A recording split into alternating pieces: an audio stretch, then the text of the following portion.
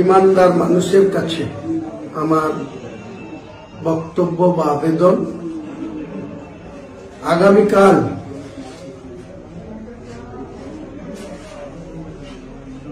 मरादिघी पीर साहेबेर मोड़ेर काछे एनएच एर धारे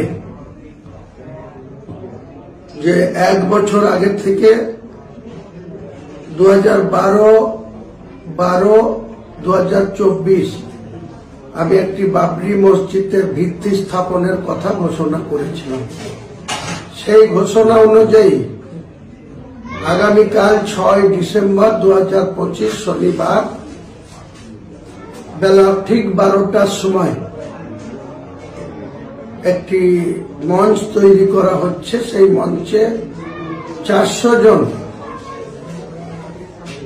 মুফতি, হাফেজ, কারি, মৌলানা,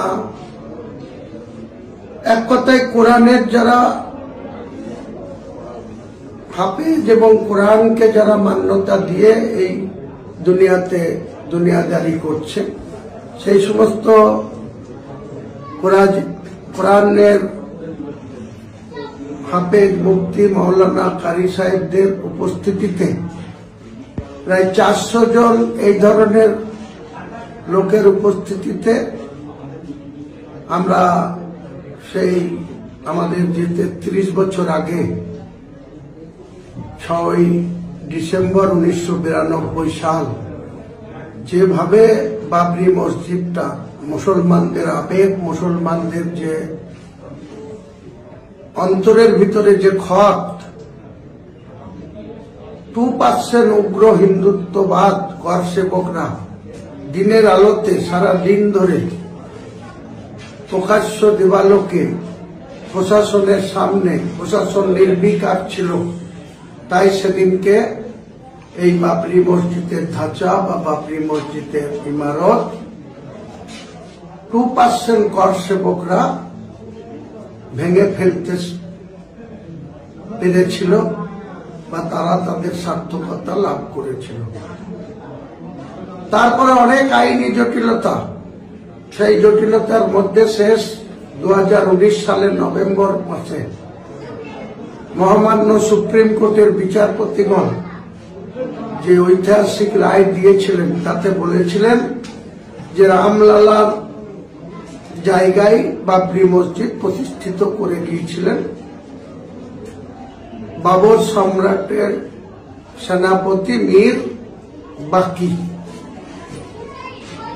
তো সেই বাবরি মসজিদ 400 বছরের বেশি সময় ধরে উত্তরপ্রদেশের অযোধ্যায় খাড়া ছিল। সেখানে নামাজ হতো, সেখানে মুসলমানদের একটা গর্বের মসজিদ ছিল। সেই মসজিদটা 1986 সালে রাজীব গান্ধীর প্রধানমন্ত্রী থাকাকালীন মসজিদটাকে তালা বন্ধ করে দেওয়া হলো, লক করে দেওয়া হলো, মসজিদের নামাজ পড়া বন্ধ হয়ে গেল। তার ঠিক 6 বছর পরে পিভি নরসিংহ রাওয়ের প্রধানমন্ত্রীত্বের কালে 1992 সালের 6 ডিসেম্বর কিভাবে উগ্র করসেবকরা এই বাবরি মসজিদকে ভেঙেছিল আপনারা সবাই লক্ষ্য করেছেন, দেখেছেন। তাই আমি মুসলমান সমাজের মানুষের কাছে বলছি, ইমানদার মুসলমানদের কাছে বলছি, কোন মুনাফেকের কাছে আমি এই আবেদন করছি না। মুনাফেক যারা, সুদখোর যারা, হারামখোর যারা, ইমান যাদের নেই তাদের কাছে আমি এই আবেদন করছি না। প্রকৃত ইমানদার মুসলমানের কাছে আমি আবেদন করছি যে কালকে এই পবিত্র যে মসজিদের একটা ভিত্তি স্থাপন হবে, কাজ কবে থেকে শুরু হবে ইনশাআল্লাহ মুসলমান সম্প্রদায়ের মানুষের সহযোগিতায়, তাদের আর্থিক সহযোগিতায়, তাদের মানসিক সহযোগিতায়, তাদের সশরীরের সহযোগিতায় আমি আগামী দিনে কামিয়াবি হব বা এই মসজিদ গঠন করব ইনশাআল্লাহ। এই মসজিদের সাথে সাথে, বাবরি মসজিদের সাথে সাথে একটি ইসলামিক হসপিটাল, একটি মেডিকেল কলেজ,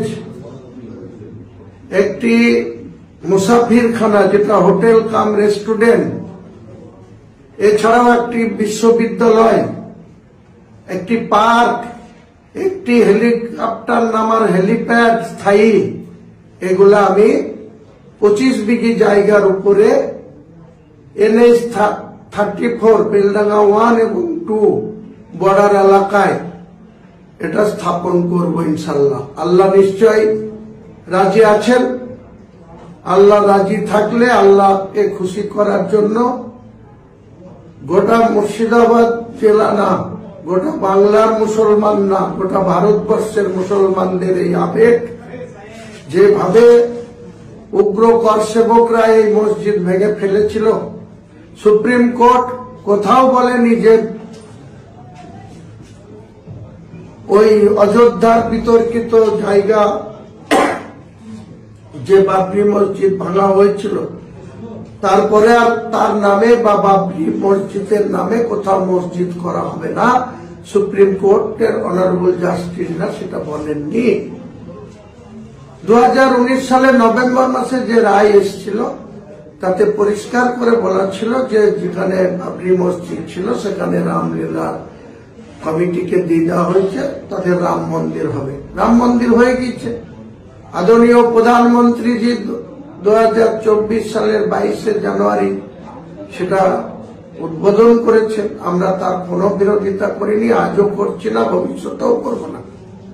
কিন্তু আমাদের গণতান্ত্রিক অধিকার আছে, মুসলিমদের সংবিধানে অধিকার আছে যে তারা নিজের মতো করে তাদের ধর্ম আচরণ করবে, কোরআন তেলাওয়াত করবে, নামাজ করবে, ইবাদত করবে, হালাল রুজি সেবন করবে, গ্রহণ করবে, হারাম থেকে বর্জন, হারাম রুজিকে বর্জন করবে, ন্যায় পথে চলবে, অন্যায়ের বিরুদ্ধে থাকবে, অন্যায় থেকে দূরে থাকবে, মিথ্যাচার থেকে দূরে থাকবে, সৎ পথে চলবে, হক পথে চলবে, ঈমান নিয়ে চলবে। আমরা মুসলমান, আমাদেরকে মরতেই হবে। আল্লাহ যেদিন আমাদের ডাকবে সেদিনই আমাদেরকে কিন্তু যেতে হবে।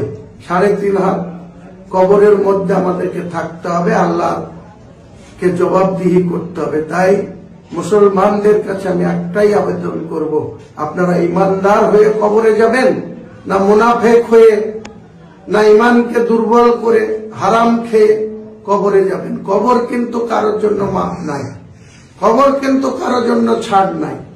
তাই আমি মুর্শিদাবাদ বাংলার মুসলমান, একদম কুচবিহার থেকে দক্ষিণ 24 পরগনা, উত্তর 24 পরগনা, হাওড়া, হুগলি, নদিয়া, পূর্ব বর্ধমান, পশ্চিম বর্ধমান, পূর্ব মেদিনীপুর, পশ্চিম মেদিনীপুর, বাঁকুড়া, পুরুলিয়া, ঝাড়গ্রাম, মালদা, মুর্শিদাবাদ, উত্তর দিনাজপুর, দক্ষিণ দিনাজপুর,